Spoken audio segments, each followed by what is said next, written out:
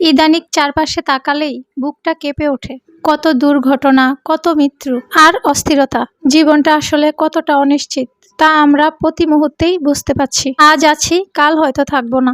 তাই এই অল্প সময়ে জীবনে একটু শান্তি আর শুদ্ধতার পথে চলাই আমাদের পরম লক্ষ্য হওয়া উচিত। নমস্কার সবাইকে, সবাই কেমন আছো?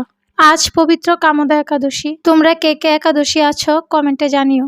গত একাদশীতে বানিয়েছিলাম সাবুদানার এই স্পেশাল ডেজার্ট বলো বা ফালুদা। তো তোমরা তো দেখতেই পেলে কিভাবে আমি দুধ দিয়ে সাবুটা আগে জাল দিয়ে নিলাম, পর বেশ অনেকক্ষণ ঠান্ডা হওয়ার পরে কেটে রাখা কিছু ফল, সাথে খেজুর আর কাজু বাদাম দিলাম। আর ফালুদার কালারটা সুন্দর করার জন্য দিয়ে দিলাম আলাদা করে একটুখানি তরমুজের রস। আমি যেহেতু একাদশী দিন বানিয়েছিলাম তাই আলাদা করে আর ফ্রিজে রাখিনি, নর্মাল ভাবে যতটা ঠান্ডা হয়েছিল তখনই খেয়েছিলাম। আমার কাছে তো বেশ ভালোই লেগেছিল। তো আমার এই ফালুদার রেসিপিটা তোমাদের কাছে কেমন লাগলো আর তোমরাও কি এরকম ভাবে করো কিনা কমেন্টে জানিও।